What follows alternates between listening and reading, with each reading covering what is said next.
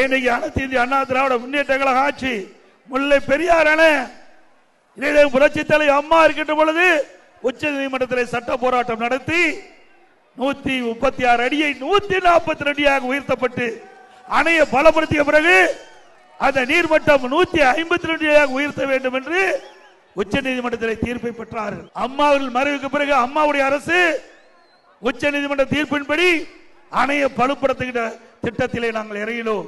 136 142 அடி அணை தேக்கப்பட்டது. தண்ணீர் முல்லை பெரியார் அணையிலே. அதுக்கு பிறகு அணையை பலப்படுத்த வேண்டும். அதற்காக டெண்டர் ஏற்பட்டது, நிதி ஒதுக்கப்பட்டது. அந்த பணி துவங்கி நடந்தது. ஆனால் கேரள அரசாங்கம் கட்டுமான பொருட்கள் கொண்டு வருவதற்கு அனுமதிக்கல. அதனால அந்த பணி அப்படியே தடைபட்டது. அதோட அணையின் இரு கரைகளில் மரம் இருக்கின்றது. அந்த மரத்தை வெட்ட வேண்டும். வெட்ட போகின்ற பொழுது அதிகாரிகள் மீது வழக்கு போட்டு விட்டார். இப்படி எல்லாம் பிரச்சனை நடந்தது. இன்றைக்கு திரு ஸ்டாலின் அவர்கள் இந்தியா கூட்டணி என்று சொல்லிக் கொண்டிருக்கின்றார். இந்தியா கூட்டணியிலே எந்த கட்சி அங்கம் வைக்கின்றது? காங்கிரஸ் கட்சி, கம்யூனிஸ்ட் கட்சி, இதெல்லாம் அந்த இந்தியா கூட்டணியில் அங்கம் வைக்கின்றது. இந்த காலகட்டத்திலாவது மக்களுடைய கோரிக்கை ஏற்று முல்லை பெரியார் பிரச்சனை பல ஆண்டுகளாக நடந்து கொண்டிருக்கிறது.